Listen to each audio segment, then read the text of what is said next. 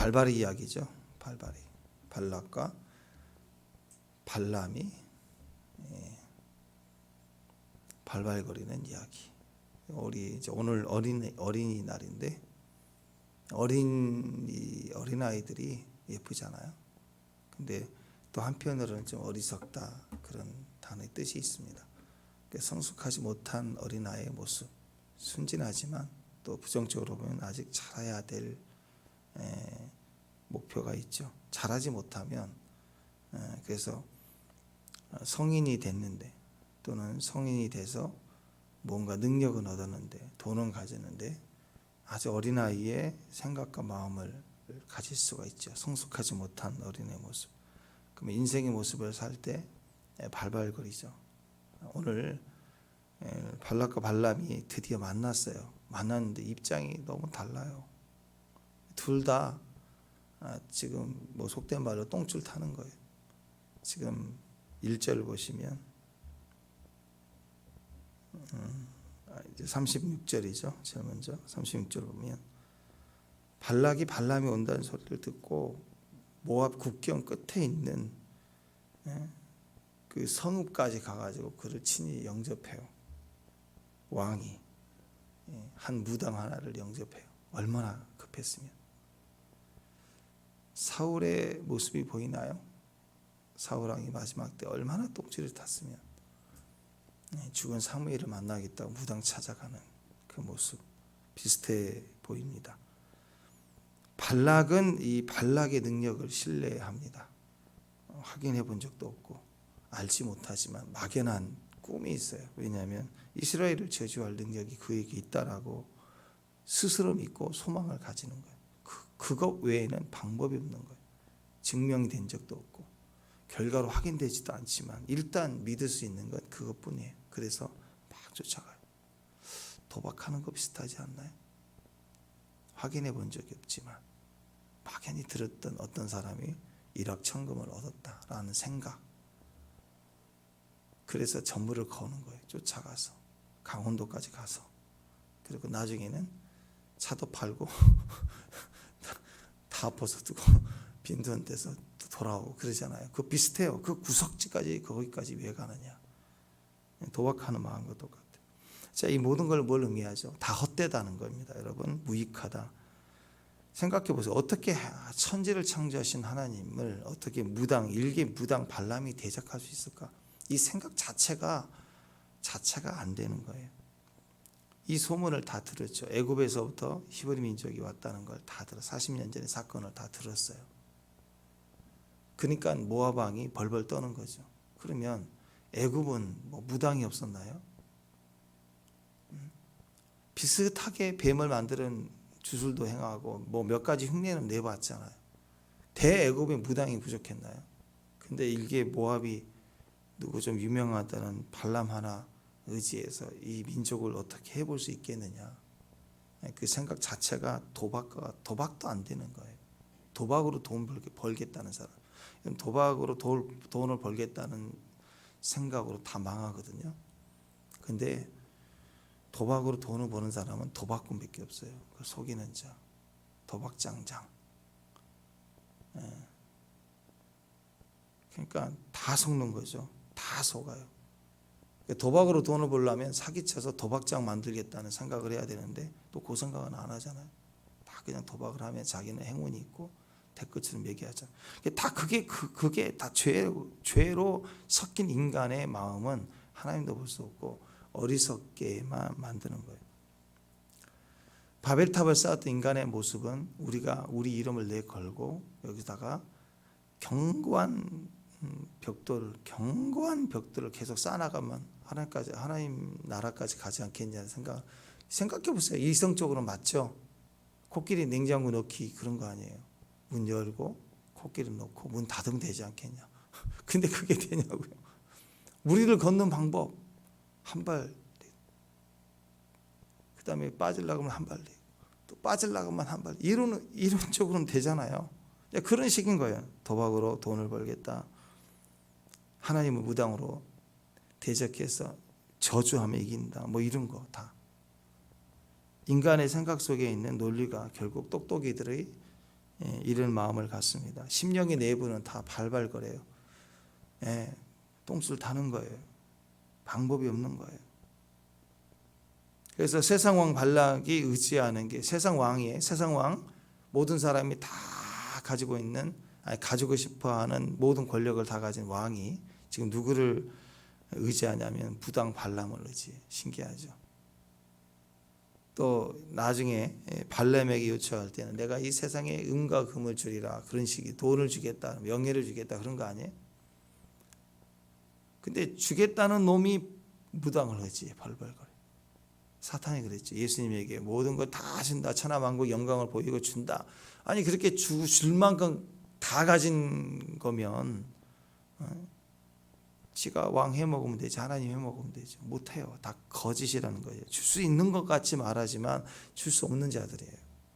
가졌으면 다 할 줄 알았더니 행복하지 않는 자들이 말이에요.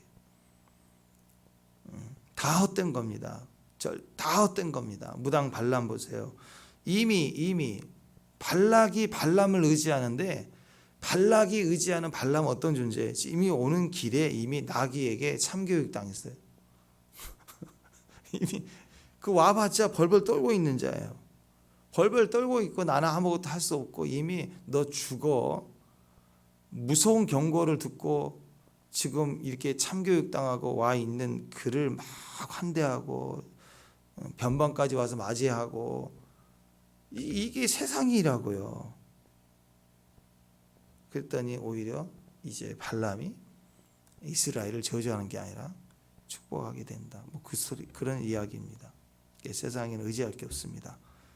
인생은 의지하면 안 돼요. 인생을 의지하면 안 돼요. 하나님을 의지해야 됩니다. 이사야 2장 22절 보면 너희는 인생을 의지하지 말라. 그의 호흡은 코에 있나니 새말 가치가 어디 있느냐. 그냥 뚝 숨구멍 탁 막히면 그냥 쏙 가는 거예요. 그냥. 신명기 30장 20절 내 하나님 여호와를 사랑하고 그 말씀을 청종하며 그를 의지하라. 그는 내 생명이다. 내 장수다. 여호와께서 내 조상 아브라함과 이삭과 야곱에게 주리라 맹세하신 땅에 너가 거주하리라. 하나님이 땅을 주시는 거예요.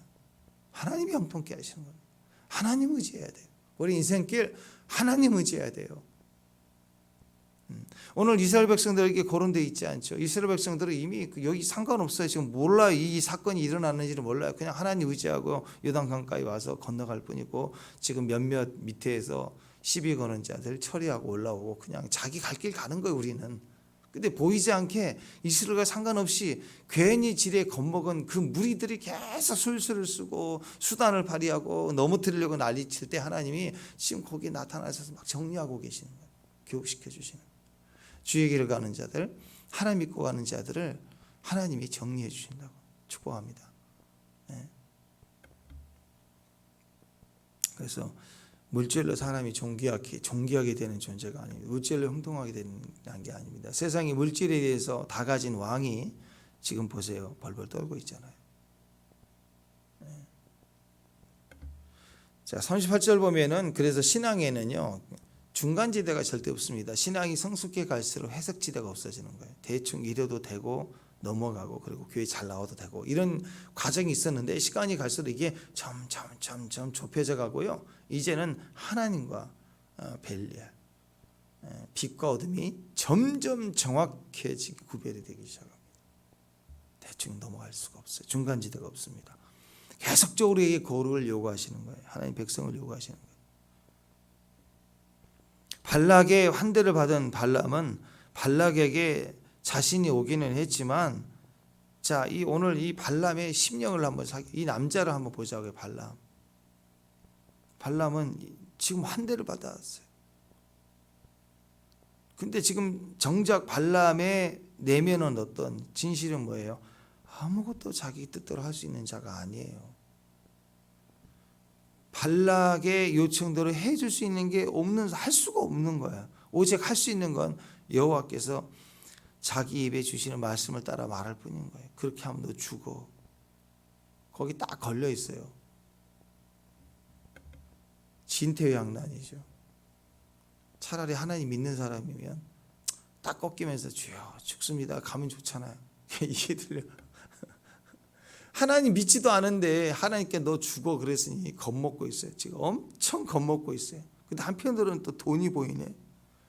그러니까 명예와 물질을 주겠다는 발락의 약속을 따라서 발락의 뜻대로 저주하러 왔는데 그것만 하면 돈이 확 생기는데 그 앞에 왔는데 물질 앞에서 또 한편으로는 내면은 속이 타는 거죠. 자신을 지켜보고 있는 CCTV가 있는 것 같은 거예요. 지금 CCTV 앞에서 범죄를 해야 되는 그런 상황처럼 보이는 거예요. 하나님 뜻을 거역할 수도 없어요.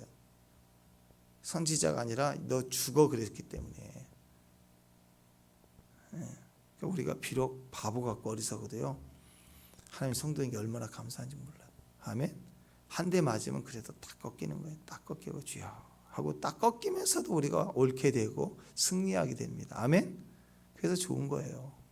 근데 하나님 믿지 않는 사람은요, 너 죽어라는 CCTV 앞에서 죄를 지으면 안 된다는 거 알면서도 앞에 돈이 보이니 막 미치는 거, 이걸 해야 될지 말아야 될지 진퇴양난입니다. 발락이 주겠다고 약속한 물질과 명예도 포기할 수도 없고, 그렇다고 해서 하나님께 죽임 당하기는 싫고, 우리는 전혀 고민이 안 되는 고민에 미쳐 있는 거예요 지금. 그죠? 혹시 이런 고민하고 계시나요? 하나님 믿는 백성 아니에요. 구원받지 않은 거예요. 구원받은 백성들은 이 상황 오면 꺾이게 돼 있어요. 아니구나, 내가 잘못 생각했지. 근데 아직도 이거 지금 이거 물질 이거 잡아야 되는데 이러고 있고, 한편 죽음 당하기는 싫고, 이게 막 명확하게 있는데 고민을 하고 있다. 물질과 하나님을 겸하여 섬길 수 없다 그래요. 그죠? 물질과 하나님을 겸하여 섬길 수가 없어요. 그래서 질문해 봐야 돼요. 나 누굴 섬기고 있는가? 나는 하나님을 섬기는 자인가? 세상을 섬기는 자인가? 다르게 얘기하면 내가 하나님을 두려워하는 자인가? 세상을 두려워하고 있는가? 세상을 위해서 하나님을 포기하는 자인가? 하나님을 위해서 날마다 세상을 포기하는 자인가? 하나님에 대해서 죽는가? 세상에 대해서 죽는가? 자꾸 생각해 봐야 돼요. 누가복음 16장 13절에 보면 집 하인이 두 주인을 섬길 수 없나니 이를 미워하고 저를 사랑하거나 혹은 저를 중히 여기고 저를 경히 여길 것이라.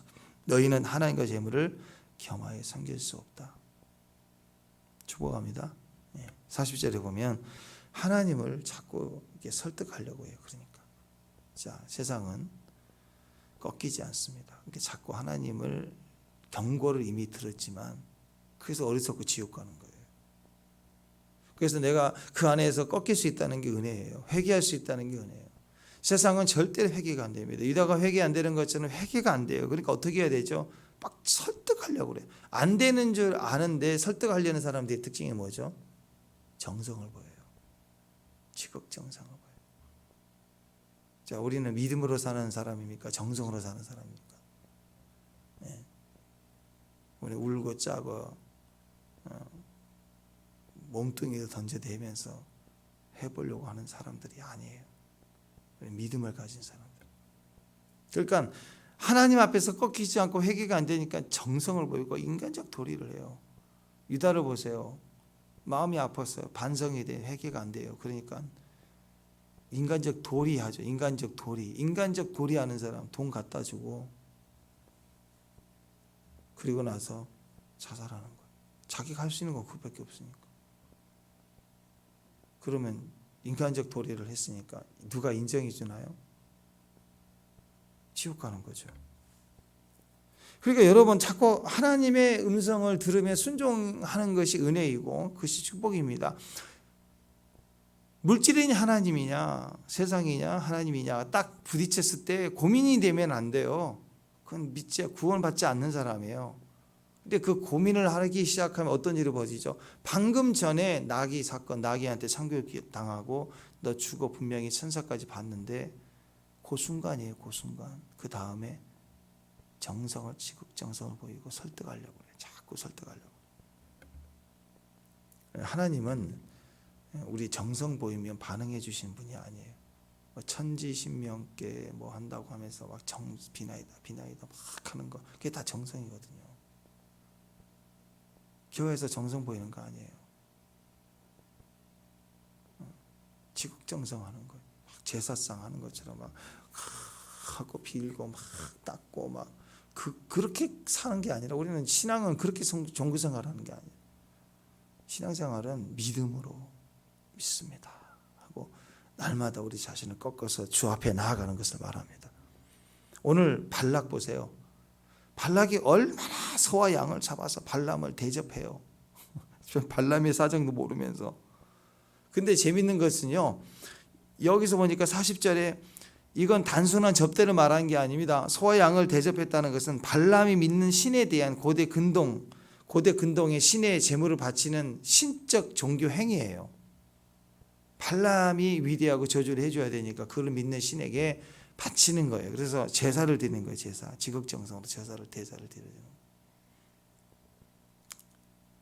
그러니까 지금 발람이 섬기는 신을 지금 발락이 와서 막 설득해서 발람이여 당신의 신을 설득해서 이스라엘을 저주해 주소서. 그런 마음으로 막 간절히 비난한다. 분명히 이랬을 것 같아요. 왕이 막 이랬을 것 같아요. 와가지고 소와 양을 잡아서 당신의 신을 의지합니다. 제물을 드리는 거죠. 이게 세상 신에 대한 사람들의 생각입니다. 세상에 제일 똑똑한 왕이, 다 가진 왕이 하는 일이 바로 그겁니다.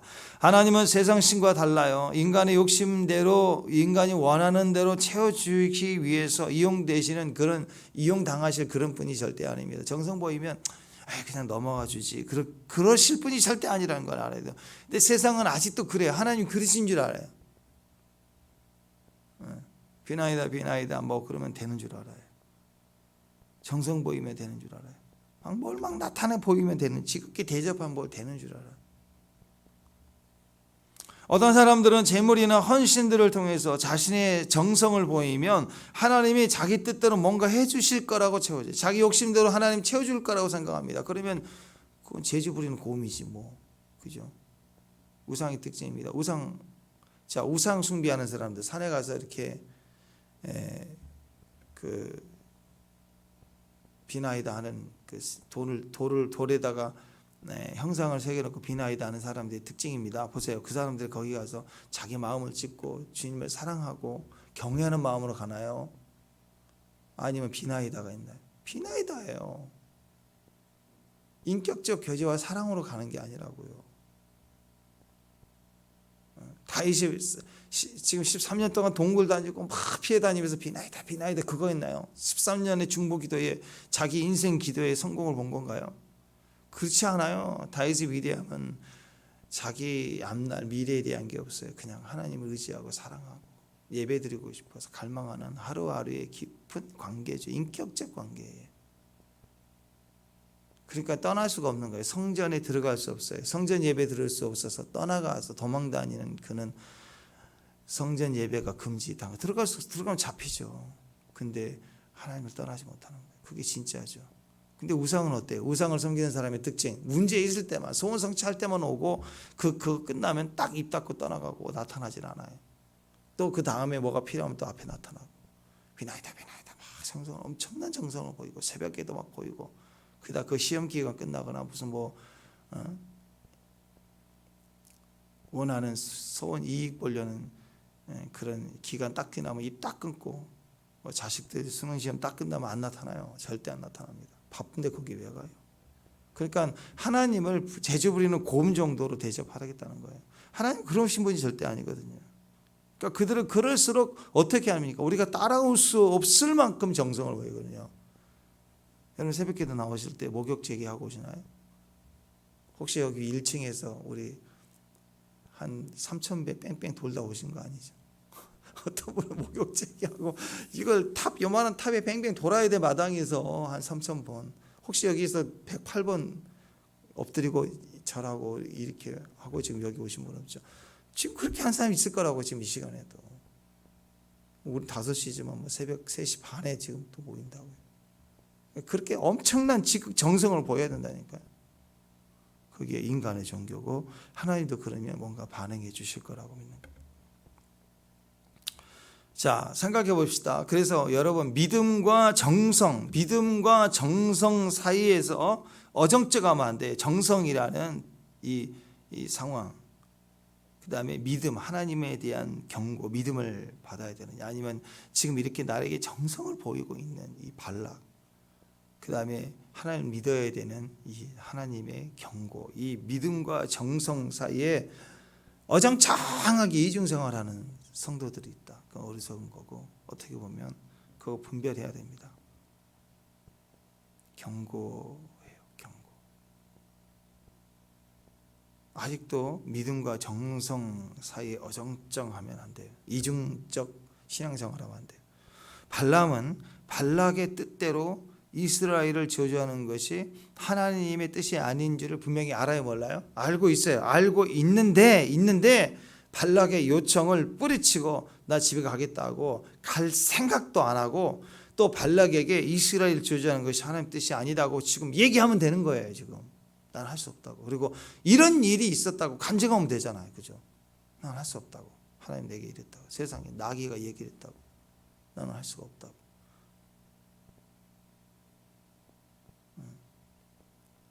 근데 그걸 안 하죠. 그것도 안 하죠. 내가 하나님보다 세다고 얘기를 소문이 나야 또 고객님이 다음 또 고객님이 생길 수 있으니까 안 하는 거예요. 분명한 하나님의 뜻을 알면서도 자, 죄에 대해서 어정쩡한 태도를 취하는 성도들과 비슷해요. 자, 동성애 봅시다. 차별법. 죄를 죄라고 단호하게 말하지도 않고 그냥 넘어가는 거예요. 대충. 이런 경우는 말을 해야죠. 죄는 죄라고 분명히 얘기해야죠. 분명히 성경에는 죄라고. 남자와 남자가 부끄러운 일을 해가는 거, 하나님 나라 유업으로 얻지 못한다. 목사님 신앙생활 정말 잘하고 정말 잘 믿는 그렇지 아니에요. 뭐 어렸을 때 모태 신앙이고요. 막 제가 그 친구가 청년 때 막 대단해요. 막. 그런데 동성애자가 됐어요. 근데 만나봤더니 그 친구가 그래도 예수를 지금도 잘 믿고 있대요. 목사님 그 집사님 진짜 신앙생활 열심히 하죠. 어려운 때 다 해내. 지금 신천지에 가요.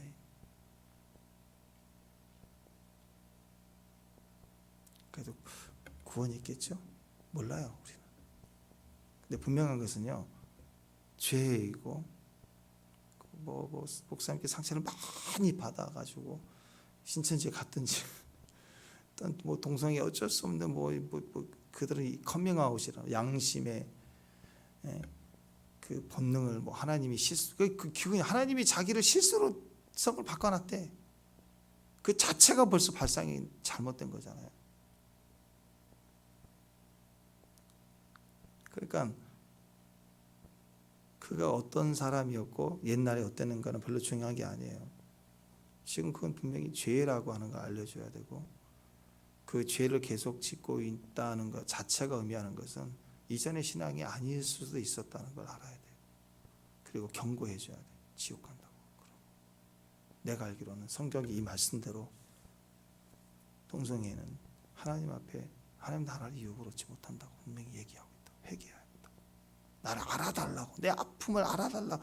나는 어렸을 때부터 그런 아니 그 성향이 어떻고 그게 중요한 게 아니라 죄라고 분명히 성경에 나와 있잖아요. 죄. 그리고 그 죄를 인정하는 사람에게는 억만금의 죄를 지었다 할지라도 갚을 수 없는 빚을 졌고, 그래도 우리가 형제로 받아들일 수 있지만 회개하지 않는 상태에서 자기를 알아달라고 계속 말하는 그 모습에 대해서는 단호해야 돼요. 죄라고 얘기를 할 수 있어요. 죄는 죄라고 얘기해야 돼요. 그리고 죄에 대해서 돌이키지 못하는 태도를 보이는 거, 결국 죄에 동참하는 거예요. 그래서 세상에 대해서 교회가 무한한 사랑을 가지고 다 수용할 수 있는 준비를 가져야 되지만, 동시에 죄라는 것을 명확하게 첫 단추부터 꿰야 되는 거예요. 41절에 보면 이렇게 하나님의 뜻에 대해서, 죄에 대해서 어정쩡한 태도를 보여요. 하나님에 대해 뜻을 분명히 들었거든요. 또 죄에 대해서 말을 해야 돼. 이건 아니다. 이스라엘 저지하는 건 죄다. 나도 너도 망한다. 발라가 조심해라. 너 발락거리는 심령이에 나는 여기서 스톱인데 내가 분명히 너한테 알렸어. 그럼 너도 가는 길에 네가 탄 말이 너한테 예언할 거야. 막 그러잖아요. 그렇게 얼마든지 나는 안 해. 분명히 이건 죄다. 하나님 뜻은 이거다. 말할 수 있잖아요. 근데 어정쩡해요. 발람이 이제는 인도합니다. 그랬더니 말을 안 하니까. 자, 우리가 신앙 안에서요. 이렇게 죄를 죄라고 말하지 않고 하나님 뜻을 정확히 말하지 않고 동료 앞에서 세상 앞에서 식사기도 하는 것도 눈치 보고 그러면요. 그 다음에 어떤 일이 벌어지냐면 발락이 발람을 인도해요. 그러면 발람은 발락이 이끄는 대로 끌려갈 수밖에 없어요. 친구들 모임에 끌려갈 수 없어요. 세상 모임에 끌려갈 수밖에 없는 거예요. 그래서 발람은 자기가 믿는 것, 하나님의 뜻에 분명하지 못하니까 끌려가게 되어서 하나님이 가장 싫어하는 우상을 섬기는 바알 신당, 바알 산당이죠. 산에 있는 신당에 들어가 거기 올라가요. 발람은 악한 발락을 질질 끌려가다가 최악의 자리, 하나님 제일 싫어하는 우상에 섬기는 자리까지 끌려 올라가. 왜? 발락 입장에서는 이제 제사도 드렸지, 이제 산당에 신당이죠. 올라가서 여기서 마음껏 저주해라 이렇게 자리를 깔아주는 거 아니에요 지금. 신앙생활이 그랬습니다. 내가 분명하지 않으면요 세상 사람에게 끌려가요. 여론, 상황. 내가 홍길동이도 아니잖아요. 아버지라고 말을 못하니까 이제 제일 끌려가요. 세상을 따라가게 됩니다. 우리도 마찬가지죠. 발락을 따라가다가 결국 우상의 자리에 가서 발람이 발락처럼 되는 거예요. 똑같이 하라는 대로 해달라는 대로 어정쩡하게 살면 분명한 태도로 보이죠. 분명한 믿음으로 살지 못하면 결국 하나님 버리고 우상을 섬기는 자리까지 가게 돼 있어요. 그래서 심판받아 죽는 거예요. 32장 넘어가서 1절 한번 보세요. 1절 보면 발람은 그래서 두 마음을 품은 정함이 없는 자의 신앙생활을 하는 자의 모습을 예표하고 있습니다. 발람은 이미 하나님 뜻이 무엇인지 분명히 알고 있죠. 알고 있지만 일단 그 상황 속에서 자기 고향이잖아요. 메소포타미아의 풍습이죠. 단을 쌓고 거기에 제사를 지냅니다. 지금 질질 끌려가니까 깔아준 자리에서 춤춰야지 뭐 어떡해. 밥까지 먹었는데 대접도 받았는데 돈도 준다는데 지금 마음은 어떨까요? 너 죽어. 경고 계속 듣고 이 짓을 해야 돼요. 그리고 3절에 보면 뭐라고 얘기해요? 혹시 하나님 오셔서 만나주면 뭐라고 하시는지 알려주겠다라고 얘기해요. 자, 잘 들으세요. 우리도 입으로는 오직 하나님만을 섬깁니다. 하나님만이 온 세상을 다스리십니다. 이렇게 고백은 하는데 실제 삶에서는 하나님보다 물질을, 권력을, 명예와 인기를 자꾸 추구하고 그렇게 깔아주는 자리라면, 주목해주는 자리라면 그냥 한바탕 서보는 거예요. 하나님이 아니라고 하는 자리 분명히 알지만 가보는 거예요. 끌려가는 거죠. 그리고 그 자리 깔아지면 그 자리에 서게 돼 있어요. 그리고 나서 하는 얘기가 마음의 마지막 얘기는 혹시 하나님이 뭐라고 하시면 들어야지.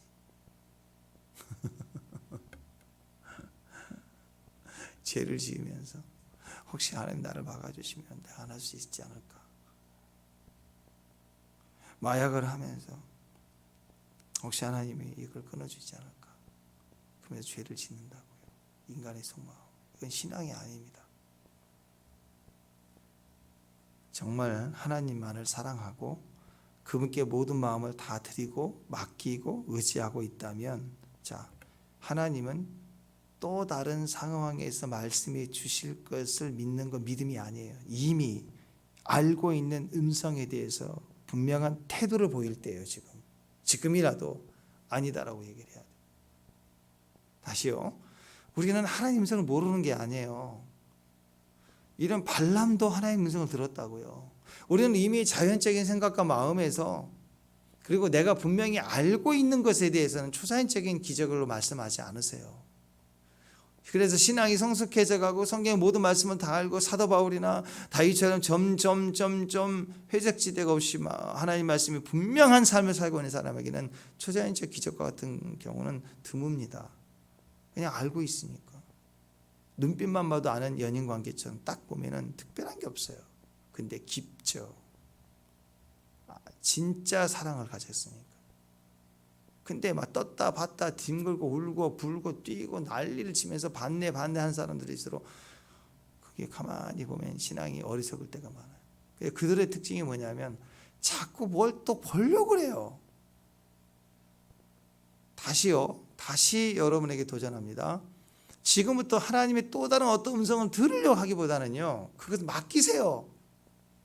이미 듣고 있는 음성에 대한 분명한 태도로 보일수록 새로운 어떤 것을 하나님 더 말씀해 주세요. 그건 그분의 뜻이에요. 그런데 이미 하라고 하는 일은 안 하고 알고 분명히 알게 해주시는 음성은 딱 덮어놓고 죄를 계속 지으면서 하나님 뭔가 더 내게 말씀하시면 내가 알려주겠습니다. 하나님 내가 뭔가 더 보여주세요. 이런 걸 기도를 계속하고 있다면, 여러분이 하나님이라면 이미 하라고 하는 말을 했는데도 불구하고 지키지 않으면서 새로운 걸 자꾸 구하고 말씀해 달라고 하면 여러분이 그걸 어떻게 반응하시겠어요? 새로운 말씀을 주시겠어요? 아니죠. 하나님 갖고 놀겠다는 거 아니에요. 하라고 하는 걸 안 하고 무시하고 새로운 거 달라고 계속 그러면 그건 하나님을 모욕하는 거죠. 모독하는 거죠. 그리고 그럴 마음도 하나님은 주실 마음도 없는데 지가 발락에게 가가지고 네 하나님이 내가 뭔가 말씀해 주시면 당신에게 알려드리겠습니다. 무슨 진짜 선지자같이 하나님 뭔가 말씀해 줄 것처럼 얘기하는 기대감을 주는 거예요. 이게 다 거짓 선지자 아니에요. 아니 하나님이 자기 하나님이냐고 지금 무당이. 근데 발락 입장에서는 하나님의 종이고 하나님 말씀해 줄 것처럼 속이고 있잖아요. 지금 하나님 내게 말씀해 주고 나는 분명히 하나님 뜻을 가진 사람이고 그런 걸 은근히 지금 속이고 있는 거잖아요. 아닙니다. 지금부터 우리 신앙의 태도는요, 이미 알고 있는 음성에 분명한 태도로 보일 때예요. 그래야 다음이 열린다고요. 환경인 음성이 열리고 하나님 음성이 다가온다고요. 이미 알고 있는 음성이 있다면 뭐라고 하시는지 더 듣기 위해서 제사하고 기도할 이유가 1도 없는 거예요.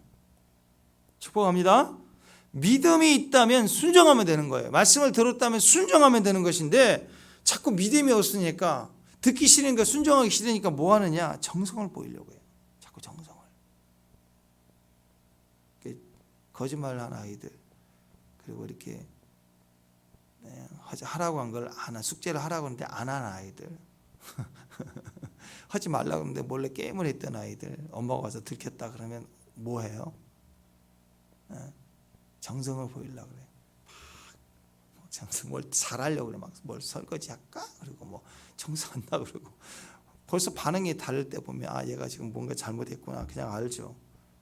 그런 식인 거예요. 뭔가 이렇게 정성을 막 보이려고 그래. 믿음이 없으니까 정성을 보이려고 그래. 믿음이 있으면 순종하면 되잖아요.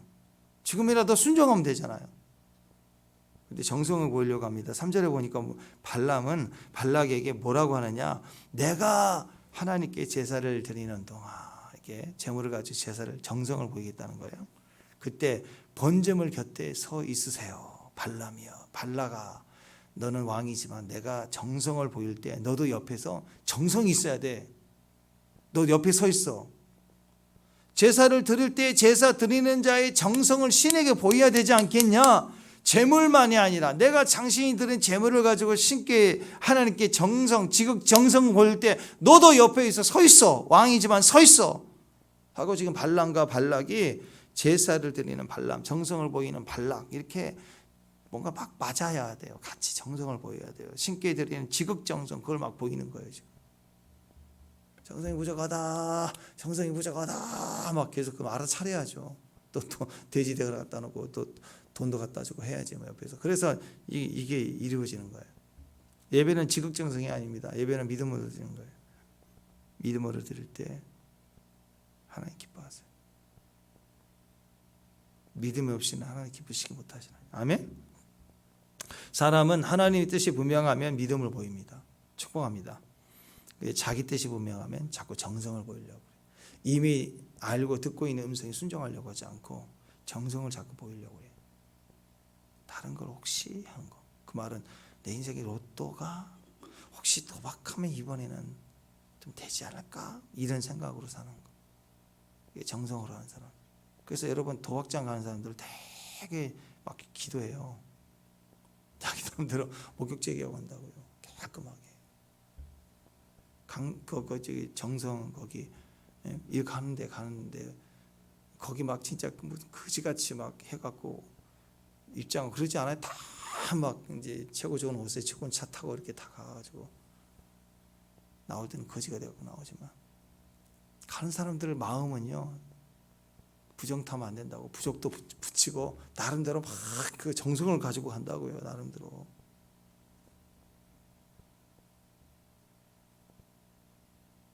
다 거짓들 아니에요. 거짓들.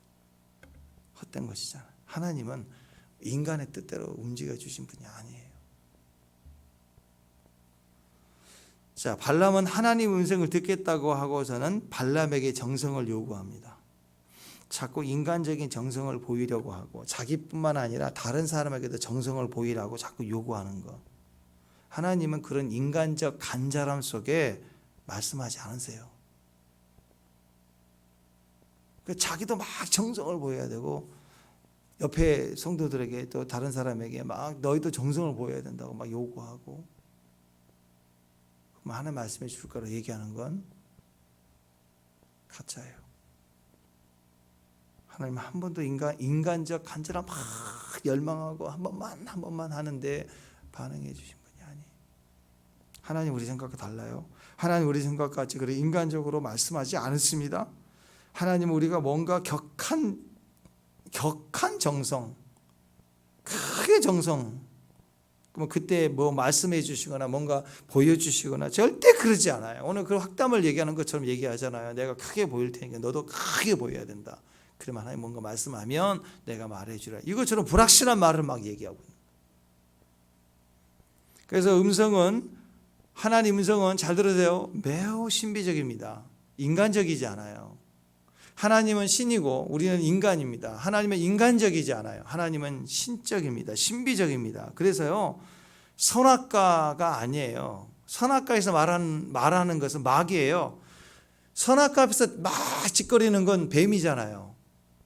선악과에서는 하나님 말씀하지 않아요. 이미 말씀했기 때문에 선악과는 지켜야 될 문제이지 거기서 다른 방법과 다른 어떤 계시와 그걸 말씀하지 않아요. 선악과 앞에서 자꾸 짓거리는 건 다 마귀 음성이에요. 선악과가 아니라 십자가이죠. 이성으로 이해되는 것, 정성을 보이는 것이 아니라 이성이 깨끗해진 곳, 믿음이죠. 이성이 깨져야 돼요. 십자가는 골고다 언덕입니다. 해골의 곳입니다. 해골의 장소. 대가리가 깨진 거예요. 죽은 시체의 해골 바가지가 깨진 곳이라니까요. 해골의 곳인 게 골고다 언덕이라는 뜻이에요. 거기에서 이성이 깨지니까 순종하고 듣는 거죠. 예수님이 십자가에 오른 건 순종이잖아요. 뭔가 계시를 받아서 예수님 올라갔나요? 어떠한 말씀도 없었어요. 예수님 십자가 오르실 때는 하나님 아버지 절규하도 외쳤을 때 아버지의 마음도 얼마나 찢어졌겠어요. 그러나 대답지 않으셨어요. 어떤 계시도 없었어요. 그 이전에 가진 계시로 올라가신 거예요. 십자가에서는 순종만 있는 거예요. 또 다른 뭘 듣는 게 아니라고. 근데 선악과에서는 또 다른 걸 듣잖아요. 선악과에는 이미 있는 음성이니까 순종해야 돼요. 선악과나 십자가나 다 순종의 문제예요. 예수님은 순종으로 끝까지 갔어요. 그러나 아담과 하와는 선악과 앞에서 또 다른 걸 들었고 거기에 무너지는 거예요. 정성이고 믿음이 아닌 거예요. 믿음은 순종인 겁니다. 하나님의 음성 그래서 매우 신비적입니다. 신비적입니다. 그래서 놀라운 거예요, 여러분. 하나님의 음성 듣기를 원합니다. 아멘. 너무 놀라운 주의 음성이 있는 것을 우리가 들어서기를 바랍니다. 정성으로 나올 때가 아닙니다. 정성으로 보이면서 나올 때가 아니에요. 오히려 하나님의 말씀은 정성 보일 때 말씀하시지 않고 하나님의 말씀 우리가 격하게 외로울 때 나와요. 십자가 왜 외롭죠? 말씀의 뜻에 분명하니까 외로운 거예요. 내 편이 없으니까 다 나를 싫어할 것 같으니까 다 왕따 당할 것 같으니까 친구들 앞에 끌려가기 싫지만 끌려가는 거기서 내가 왕따 당할 것 같으니까 오늘 이 모압 왕에게 혹시 어떻게 내가 어려움을 당할까? 그렇지만 얘기를 해야 되는 거죠. 그러니까 외로운 겁니다. 근데 그 외로움이 있을 때 순종이 있고요. 순종이 있을 때 외로울 때 거기에 승리가 있는 거예요. 하나님의 말씀은요. 우리가 격하게 외로울 때, 우울증 걸릴 때, 공황장애 같은 심령이 될 때 그때 딱 신기하게 말씀합니다. 그런데 정서로 계속 그럴 때는 말씀하지 않으세요. 하나님의 음성 듣기를 원합니다. 아멘. 하나님의 음성을 정말 듣고 싶습니까? 하나님의 음성을 정말 들어야 될 때라고 믿습니까? 격하게 외로우셔야 돼요. 하나님밖에 없어야 돼요. 더 이상 의지할 게 없어야 돼요. 하나님은 그렇게 말씀하시지만 우리가 그 말씀에 귀를 기울이지 않으면 그 음성을 들을 수 없구나라는 걸 깨달을 때예요. 내가 어떤 방법과 정성을 보일 때가 아닙니다. 하나님은 우리를 사랑하십니다. 이스라엘 백성들을 사랑하시기 때문에 그 사랑을 통해서 우리에게 말씀하기를 원하시는 거예요. 사랑을 통해서. 자, 사랑하는 자, 사랑하는 내 아들, 사랑하는 가족에 있어서 여러분 마음이 뭔가 말해주고 싶을 때가 언젠가요? 세상이 즐거움과 혼자 난리칠 때가 아니라 외로움을 느끼고 어려운 시간을 보내고 있고 고통 속에 있을 때 부모 마음은 더 아프잖아요. 더 가까이 가고 싶잖아요. 뭔가 들려주고 싶잖아요. 위로해주고 싶잖아요. 똑같아요. 우리가 격한 외로움 속에서 고통스럽게 있을 때가 기회예요. 그때는 하나님의 음성이 들려오는 거예요. 광야예요. 광야일 때 들려오는 거예요. 참 재밌습니다. 이게 하나님의 신비인데 에레미야서 31장 3절에 보면 옛적에 여호와께서 내게 나타나 내게 영원한 사랑으로 너를 사랑하기 인자함으로 너를 이끌었다 했노라. 여러분 하나님 우리를 사랑하세요. 그리고 영원한 사랑으로 영원한 사랑으로 이끌었대요. 아멘. 할렐루야. 오늘 새벽에 또 여러분 신앙 여정이 정점으로 여기까지 와 계세요. 어떻게 인도했어요? 하나님 영원한 사랑으로 인도해 주셔서 오늘 여기 이렇게 하나님이 이끌어 주신 거예요. 사랑으로 이끌어 주셨다. 근데 이스라엘 백성들은 그렇게 하나님이 그를 사랑했는데 이스라엘 백성들은 그 하나님의 사랑을 저버리고 떠났습니다. 하나님을 의지하기보다는 우상을 숭배했고 또 하나님을 의지하기보다는 바벨론을 두려워해서 또 애굽을 의지해서 애굽에게 조공을 바쳤어요. 그때 하나님은 그 많은 사랑 가운데 딱 한 사람 에레미야를 찾아서 에레미야에게 음성을 들려줘요. 왜? 무슨 차이죠? 에레미야는 왜 다르죠? 에레미야는 이미 듣고 있는 이미 받은 사랑에 순종할 태도가 돼 있어요. 그 사람에게 말씀해줘요. 지금 애굽을 의지하는 이유는 뭐예요? 지금 어려우니까 애굽의 도움을 구하겠다는 약속받지도 못한 애굽의 도움을 구하겠다. 바벨론을 하나님 이미 듣고 있는 말씀하신 하나님 앞에 순종하기는 싫고 또 다른 기회와 능력을 주고 보호해 줄 만한 또 다른 정성을 보일 곳을 찾는 거예요. 그러니까 내가 할 수 있는 건 믿음이 아니고 정성이라고 생각하니까 정성을 보일 곳을 찾는 거예요. 하나님은 정성을 보여도 안 되니까 하나님 앞에 순종하기는 싫고 정성을 보이는 곳을 찾는 거예요. 그게 애굽이고 바벨론이. 근데 에레미야는 믿음을 가져서 하나님의 음성을 들을 수 있습니다. 왜 그래요? 하나님 없이는 안 되니까. 선지자의 특징입니다. 격하게 외로운 자, 그 에레미야예요. 에레미야는 눈물의 선지자예요. 그래서 애통한 자입니다. 하나님 그를 통해서 말씀하실 때 그를 외롭게 하셔서 그에게 말씀하셨다는 거예요.